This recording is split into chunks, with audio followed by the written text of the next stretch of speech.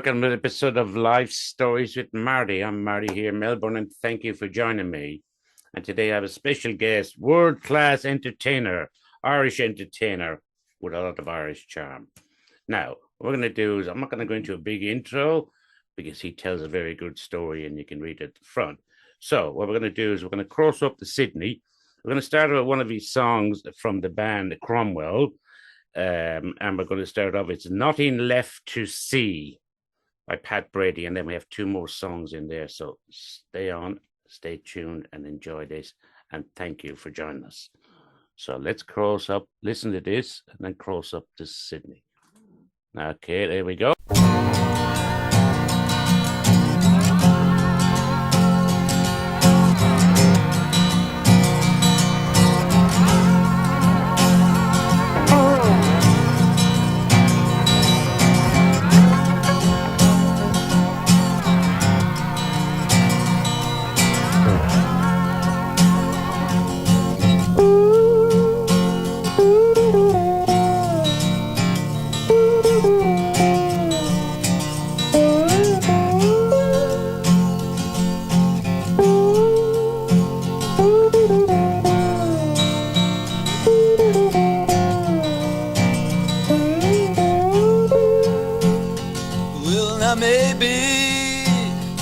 I was wrong, being foolish and loving you.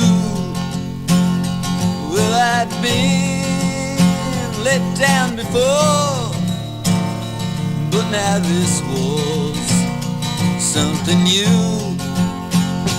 But my spirit won't be broken, though my heart will always be.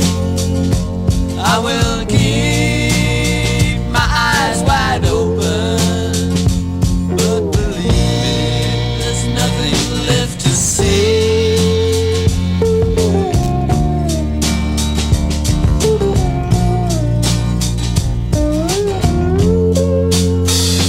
Now my years have passed me by, time hangs heavy on my head.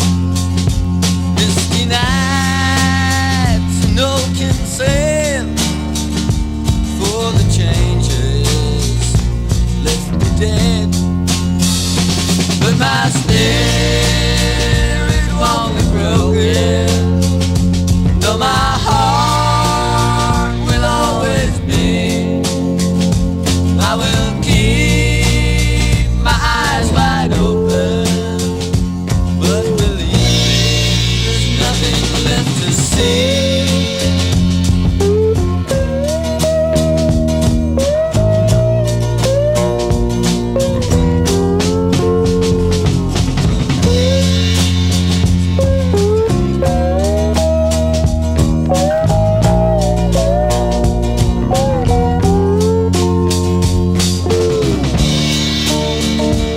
My spirit won't be broken, though my heart will always be. I will keep my eyes wide open, but believe me, there's nothing left to see.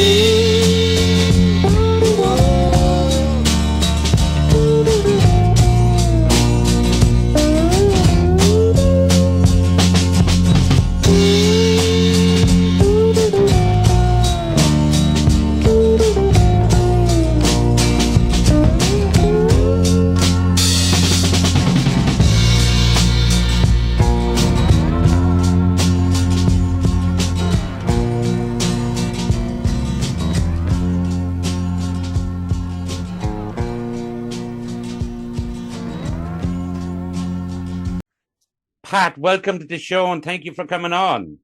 Thank you very much, Marty, and it's good to be here. Oh, it's a pleasure. Let's hit it start on the intro. A friend of mine also, I've known you for nearly 5 years.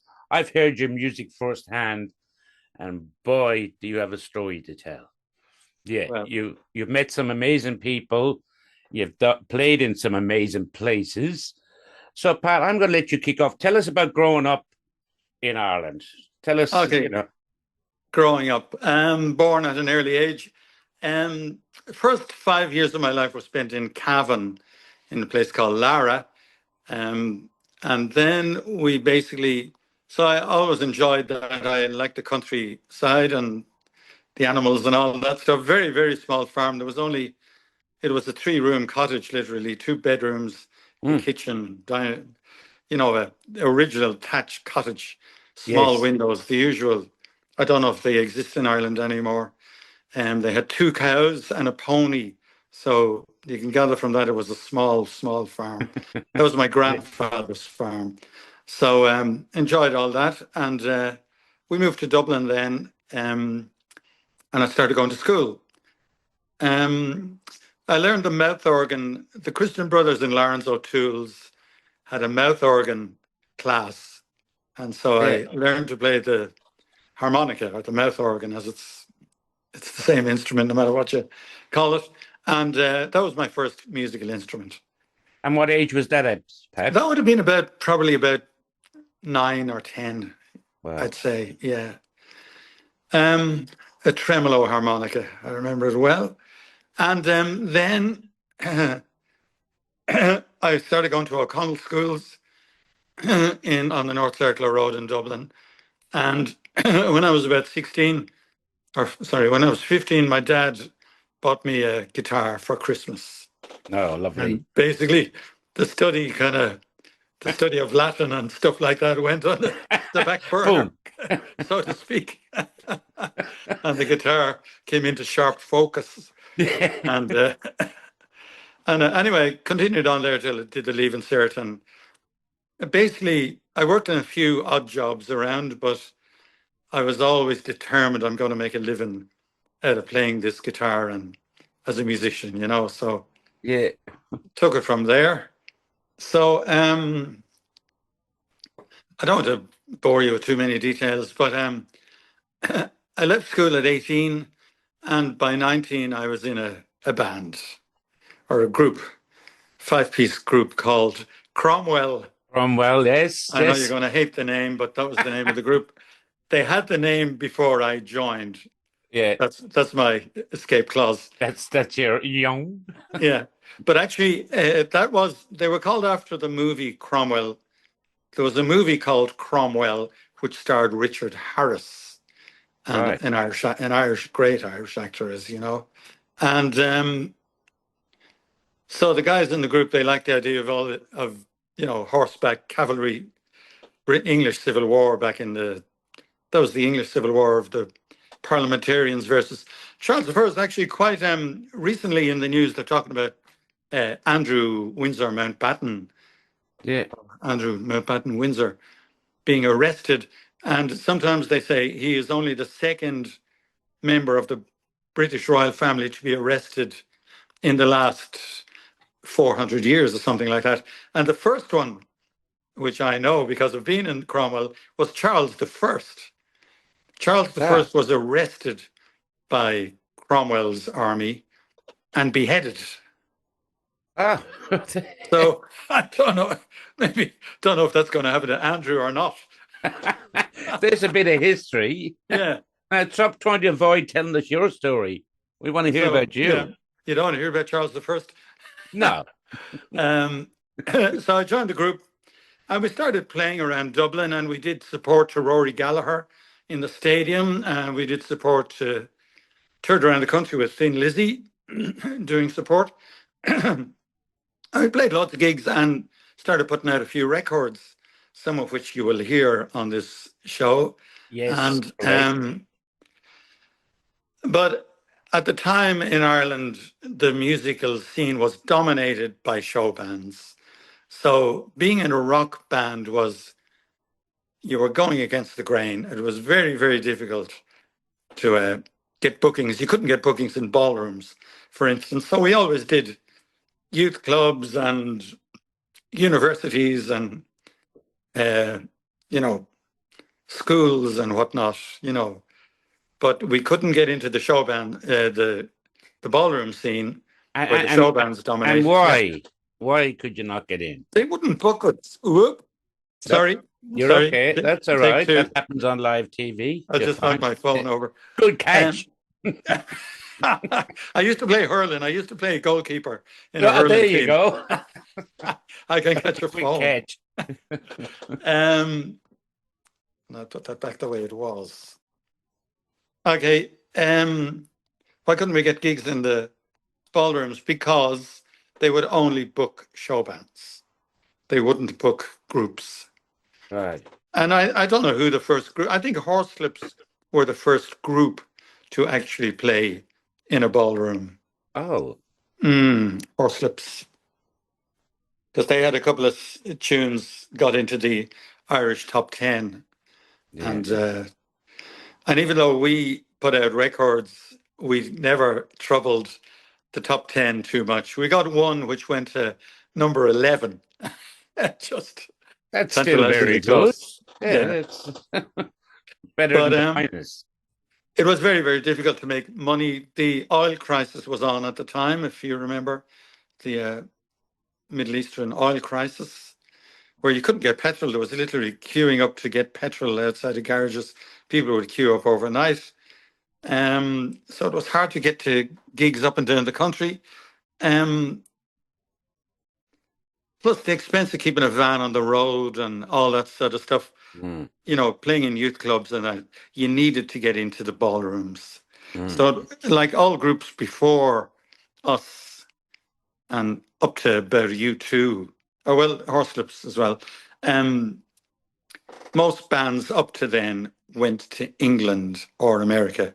Van Yeah. Morrison, Thin Lizzy, Taste, Rory Gallagher, they all emigrated. The only way to make it was to emigrate. So we kind of probably, not naively, but at the time we thought there's got to be a living to be made here in Ireland. And we believed in making it in Ireland.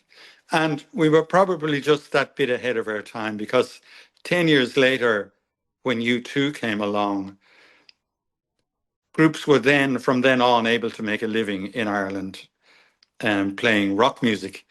But we were just that bit wrong time, or sorry, wrong time, yeah. Right Yeah. place, but the wrong time. Yeah. Yeah. So so that was it. Anyway, so had lots of fun playing in a rock band, touring around Ireland. I could imagine. Yeah. I remember one Christmas day we went to Castlebar, and this again was during the petrol crisis, and we left Dublin. I left my mother's house. The band arrived at my mum and dad's house where I was staying, and I had to jump in the van to this trip to Castlebar just as the Christmas dinner was being put on the table. My ma was going crazy. What are you going to eat for your Christmas dinner? Don't worry, ma, we'll be grand. Off in the van we go for I don't know how long the trip took, about 5 hours to Castlebar. And in those days, the roads weren't as great as they are now. Yes. All we had for Christmas dinner that day was a cheese sandwich. So times are tough on Did the you get road. paid for the gig? We did. How do you think we got the cheese sandwich? Very good. We did get paid, yeah, but I mean, by then everything was closed. In those days, nothing opened on Christmas Day, you know. So No, there were no kebab shops and stuff like that, you know. Yeah, yeah. That was it. And then, so onto your career. On to my career. Well, then what happened was our drummer in the band, by then we were a three-piece band. It was myself on lead guitar and vocals, Michael Keeley on vocals and bass guitar, and the drummer, Derek Dawson, on drums. Derek left. He wanted to get married and he wanted a more steady kind of source of income, a job. So he joined the Irish Navy. Oh, and wow. moved down to Hall Bolan in Cork, which is I visited there last time I was home in Ireland. Yeah, yeah. And Derek passed away, so I was able to visit his resting place there in Cork, just outside Cork City. Yeah, yeah. And he was a lovely, lovely guy. So yeah, him leaving the band left us, just myself and Michael Keeley, as a duo. So we continued as a duo. We just changed the name and called ourselves the establishment. This And tablet. one night playing in a pub, the Suffolk House in Suffolk Street in Dublin, this impresario from Milan by the name of Piero Mazzari walks in with a big cigar like the leg of a chair. And he walks in, he's standing at the back, and he comes up to us at the end and he says, "You guys are just what I need. I've got a contract in Dubai. How would you like to go to Dubai for 3 months in the Hilton Hotel?" We said, "Well, Hilton Hotel sounds pretty good to us." So Yeah, off we yeah. went. And that started a series of us touring and playing in the Middle East. We played in Dubai, Abu Dhabi, Bahrain, where else? Loads of other places all around. Cairo, everywhere. It was really, really good. So for about 10 years, we played in the Middle East and had a big hit record with a song called Life in the Emirates. Life in the Emirates. Life in the Emirates, Hmm. yes. And I then went solo. Michael got married and he wanted Yeah, a more stable life, not moving around all the time. yeah. So I continued on solo in the Middle East, and I went to a few more places, including Damascus, where I bumped into members of the Irish United Nations UNIFIL troops. Oh, wow. They were Yeah. observing the peace in Lebanon and on the Golan Heights. Yes. And when they were on a rotation away from the Golan Heights, which was a dangerous spot, some of them had been killed just before I arrived by a landmine, blew up a Jeep. And they'd come to a bar I was playing in Damascus, a hotel, the Sheraton Hotel in Damascus. Yeah. And I had a great, great time with them. Irish lads from UNIFIL doing their bit to serve peace in the world. Yes. And sorely needed now. But I mean, there's only so much, as you know, they can do because various belligerents will push them aside and, order Yeah. them out of the way and stuff like that. I won't name names, but Yeah. You've met some interesting people too. yeah, who did I meet? Oh, we were in the Dubai Hilton one day, and in walks the Liverpool team, who were Liverpool Huh. FC, they were on a kind of a tour they went to the Middle East and then they went on to the Far East, Singapore and places, Hong Kong, doing exhibition games. Anyway, the lads had played the local Dubai side and won by an incredible margin, and came into the pub that night and came up and we asked them to come up and sing a few songs with us. So Steve Highway, David Johnson, and Phil Neal came up and sang "The Leaving of Liverpool" with me on the microphone. I've got a picture of that somewhere. I must send it to you. And then We'll had a put bit that of up at crack the with end. them. Hey, We'll put that up at the end. yeah, put that up in the end. Yeah, yeah. It's just a photo now. It's not them singing. Yes, no, no. Yeah, Because you wouldn't get away with that. no, maybe the photo would be a better representation of them than their singing. But who else am I going to tell you about? Oh yeah, I've met Buzz Aldrin, the astronaut. He was the Ah, what was it? Apollo 11 went to the moon, first manned mission to the moon, and Buzz was the second man to walk on the moon. I was playing on a cruise ship, and he was a guest speaker. This was after I came to Australia, so I've skipped forward a little bit there. I emigrated to Australia after touring around the Middle East for a long time, and started playing around in the clubs and pubs and whatnot. I joined the Irish Drovers. I don't know if anybody remembers the Irish yes, yes. Drovers. They're well known over here. They Yes, are, yeah, yes. fabulous group and much deserving of recognition, which they had a very successful career playing in the clubs and everywhere. And every once in a while, we used to go on the QE2 and sail up maybe to Hong Kong or to Japan or anywhere like that. And So when I left the Irish Drovers, I continued the tradition of working on the ships. I used to fly over to Cape Town and board a ship there and cruise up. Anyway, met Buzz Aldrin, the astronaut, and Yeah. he was doing a speaking tour of on the ship, you know, a kind of a Q&A kind of thing. People, members of the audience, he'd get up, Yeah. tell them about his experience. Members of the audience would ask questions, and he'd answer. One guy, one Australian guy, said to him, you know, Buzz was after saying that we were representing the whole human race, the first humans on the moon. And an Australian guy shouts up, so then why did you plant the United States flag? Why didn't you plant a more international kind of flag? Anyway, but Buzz was a nice guy, still is. He's still alive. Yeah. Yeah. I just looking him up on Wikipedia a couple of weeks ago. So yeah, I met all kinds of musicians and whatnot, you know. So go back a little bit. Is why did you end up in Australia? When we were married, I got married to my wife, Margaret, in Abu Dhabi. And well, that was fine playing around. We were staying in nice hotels and all that. The Meridian in Abu Dhabi was one. Yeah.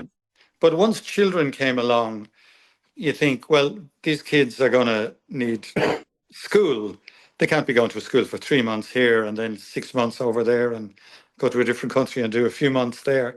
So I thought, okay, stable, you know, education and schooling and get a base.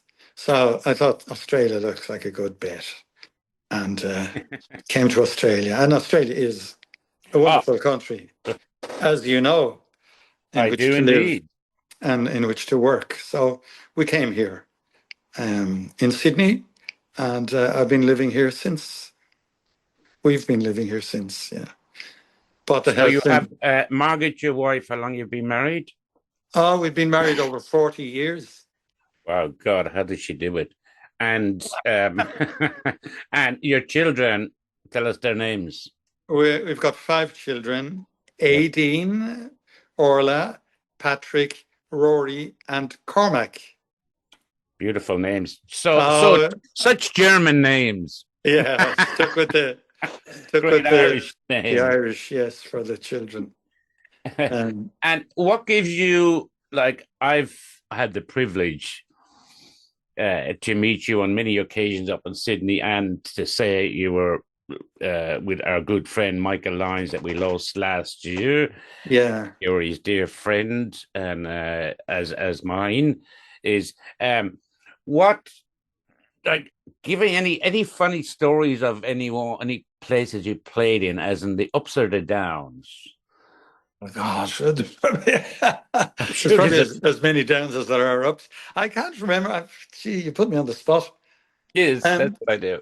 Okay, well, I said this to Michael on his podcast, so I'll say to you as well. One time in Nairobi, I was playing in Nairobi, in the International Casino, a big gambling den, and somebody at some point said, "There's a group of Irish missionary nuns way out in the bush, like a couple of hours drive out of Nairobi, in Kenya, and you know they're out there." Very cut off from anybody else. They've got a mission. And this was just before Christmas. So we arranged with them that we'd go out and spend Christmas Day with them. So Yeah. drove out and brought our guitars along and had a great sing-song and a great crack with the Irish nuns. Were just so marvelous, you know, dedicated, hard-working. They built a school, they built a hospital, you know, from the ground up. Like, these were very, very empowering, dedicated women. You know, they weren't always. Some were young, some were more middle-aged, and they loved a bit of fun and laughter and all that. You know, and Yeah, it yeah. was absolutely marvelous being with them. I'll That's always such remember that. a lovely story. Yeah, I love that, and it shows, yeah, which leads it back at the start when I said is you have that, because I've seen you on stage, which I was just alluding to, is you have that Irish charm. Oh, Yeah. thanks. Did you get that from your mom or your dad? Oh, probably the mum. Well, I don't know. My dad has been known to tell a few jokes as well. Yeah. I absolutely.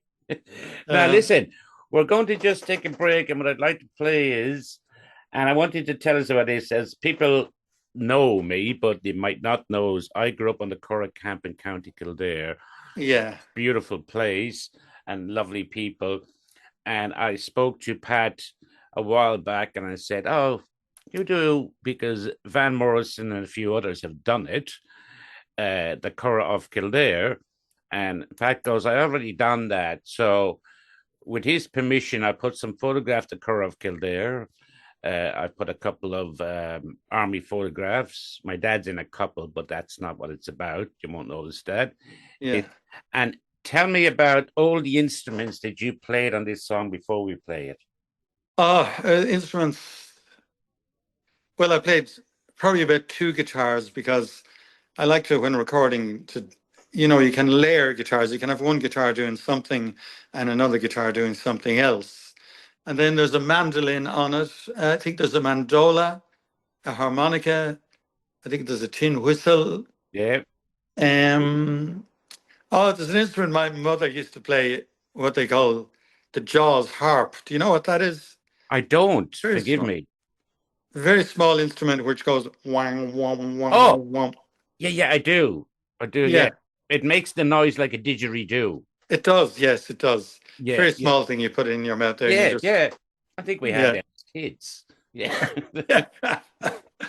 Yeah, and mouth organ too. I play mouth organ on nearly everything that I do. And most importantly, you sing about. I'm not put any version down. It is great.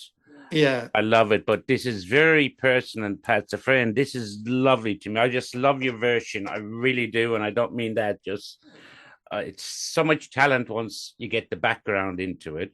So let's play this and we'll come back on the other end. Okay, Marty. That's fabulous. This one.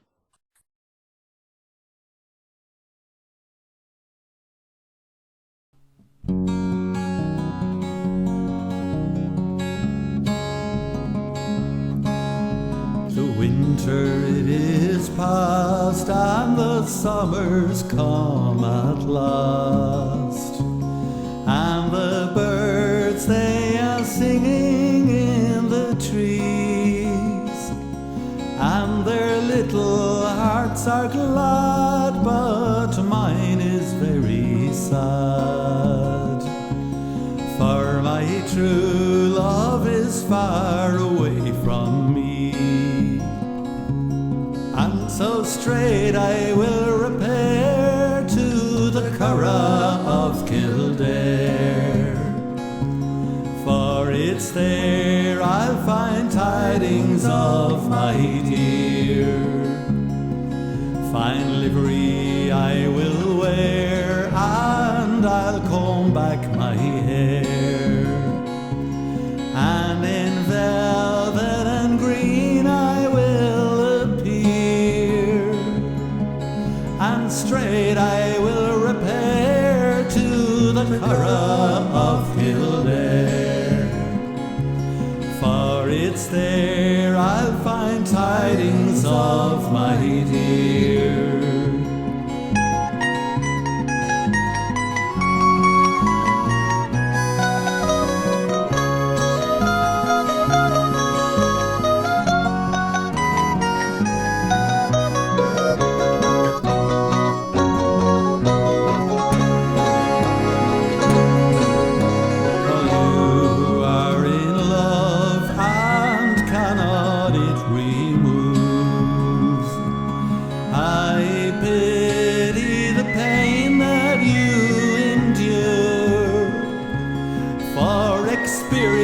Lets me know that your hearts are full of woe, a woe that no mortal can cure.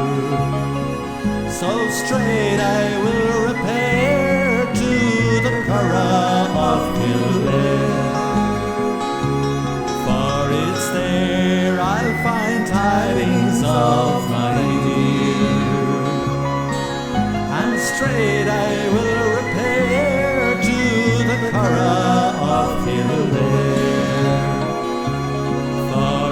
there I'll find tidings of my dear.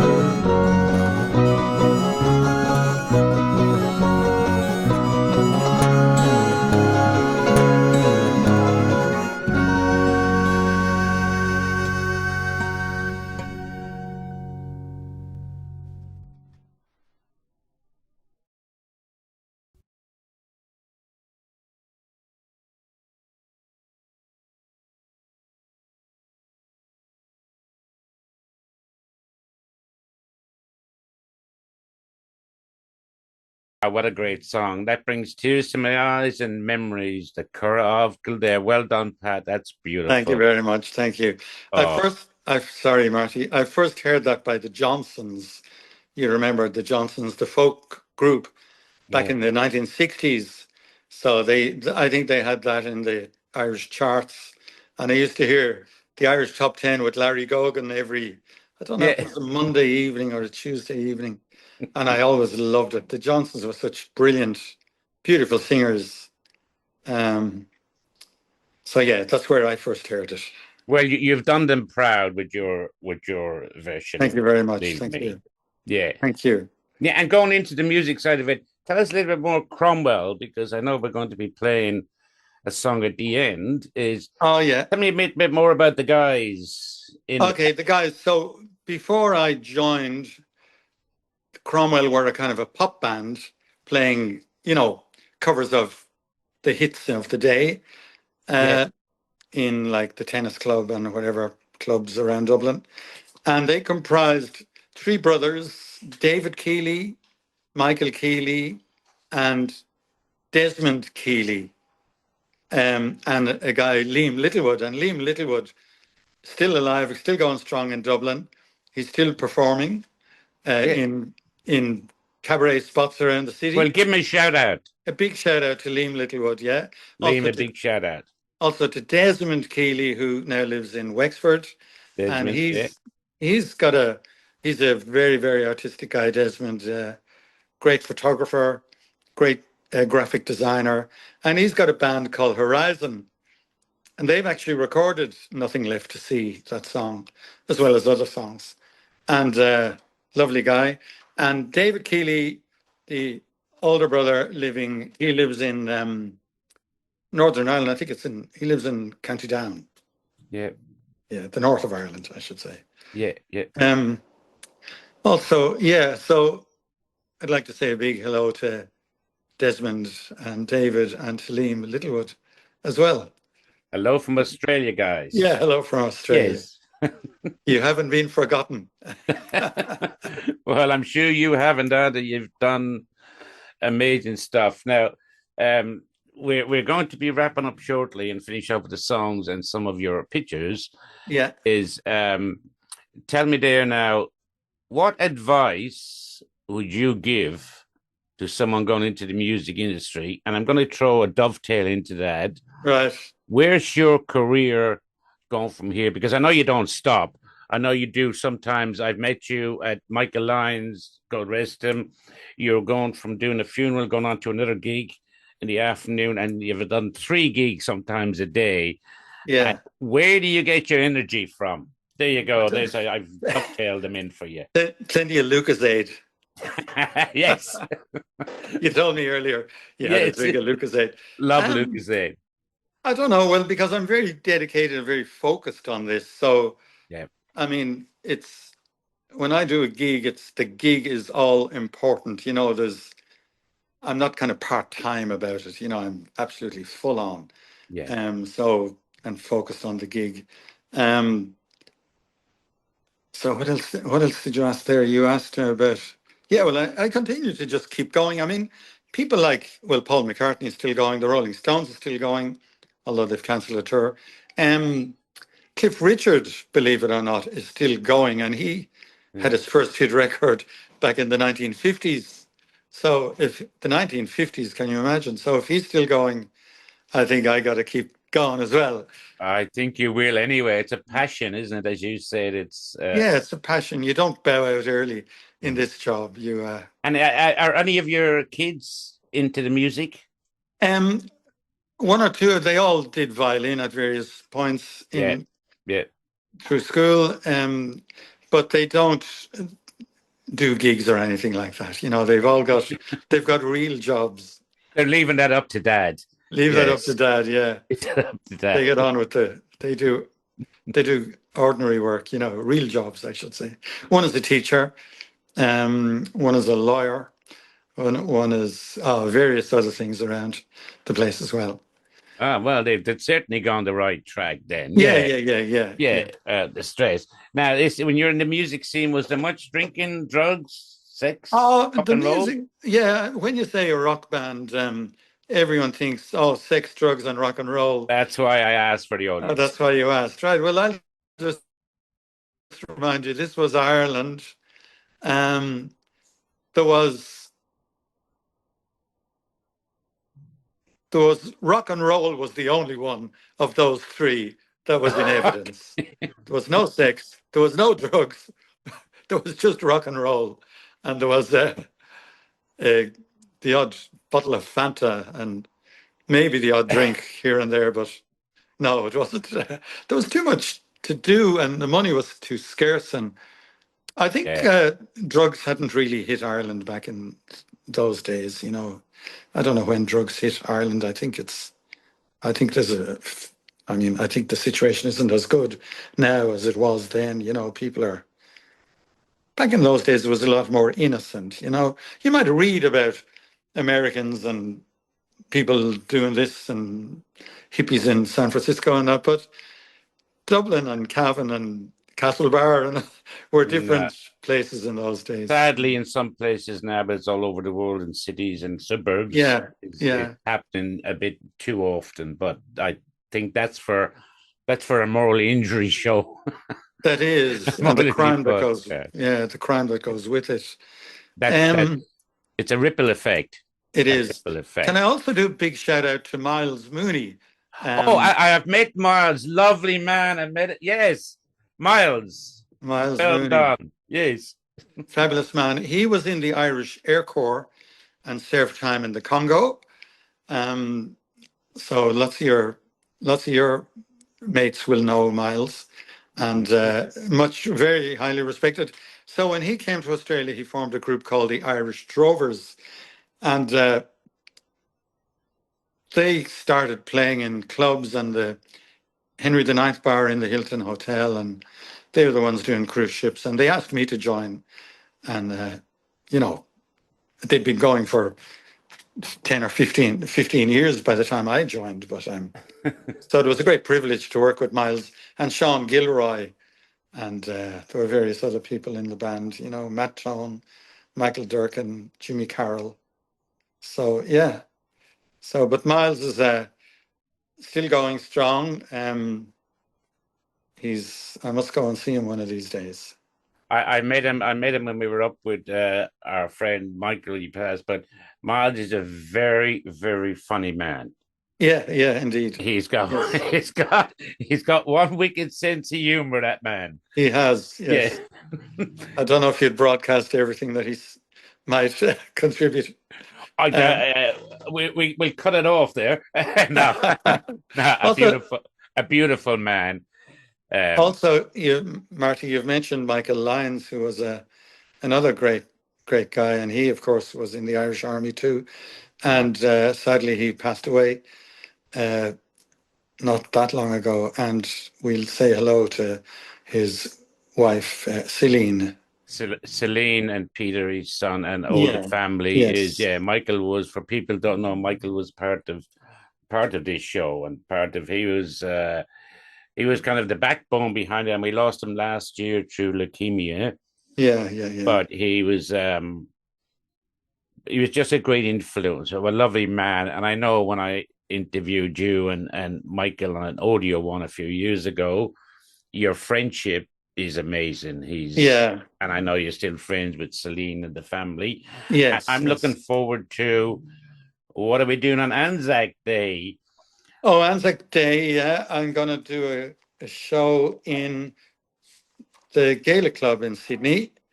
And let me get the diary. I mean, I've got a lot of gigs. So just find out.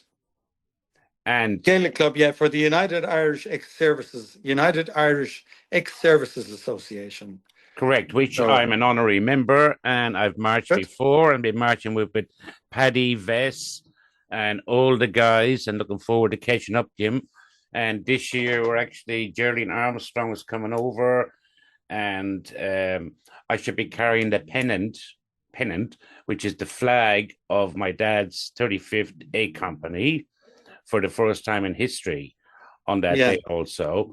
And two of Leo's, Pat Quinlan that led it, his grandkids shall be there. So we shall have a great day. And then we've got Pat Brady back at the Gaelic Club playing all the Yes. favorite tunes, and we'll be all out dancing, Pat. Okay, that's great. Great, Marty. Pat, it's absolutely been a pleasure. Now, we're going to finish off. So let you tell us the song that we're going to finish off and give us a little bit of background to the song before we close up the show. This one is Guinness Rock, which was the first single released by my old rock group Cromwell. Guinness Rock. It's pretty much a heavy rock number, not exactly show band material. And I always thought if this thing is a hit, the show bands are all going to have to learn it and learn to play that guitar intro. So, but it never became a hit. It successfully evaded the Irish top 10. And, Brilliant song. Brilliant thank song. you very much. Thank you. Oh God, I've heard it many times now. It has been re-released in the United States. There's been a compilation of Cromwell's tracks have been released. So you can buy that online. Cromwell, Irish rock band. Yes. So yeah, let rip there with Guinness Rock, Marty. And how do people get in contact with you? You can contact me on my Facebook page is the best. Patrick Brady, just Irish entertainer, Irish singer. I forget what it says. That's probably the best way to message me. Or absolutely, you can actually just Google you and you can find you straight away, and especially all your songs on YouTube, which this episode will be broadcast on. So, Pat, can I thank you very much? Thank you very much, Marty. It's been a pleasure, and I look forward to seeing you on Anzac Day up in Sydney. I look forward to it too, and best wishes to all of your listeners and your viewers. And I'm sure you put some smiles on there. And now we're finishing with Guinness Rock, so I'm going to put my dance shoes on and get ready to go for this one. Pat, thank you very much, my friend. Go for your life, Marty. Take care. I will indeed. Good on you. You know what I'm like with the dancing. You're brilliant. Michael flatly eat your heart out. Oh, God. Pat, thank you very much. Take care, Marty. All the best. Thank you. See you, buddy. Enjoy this, guys, and thank you for listening here in Australia, New Zealand, and all over the world. Follow us on all social media.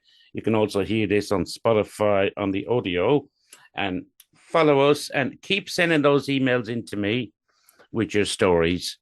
And for today, Pat, love you, buddy. Thank you. Take care. Thank you, Marty. All See the you, best. mate. Bye. Take care, mate. Bye. See ya. Bye-bye.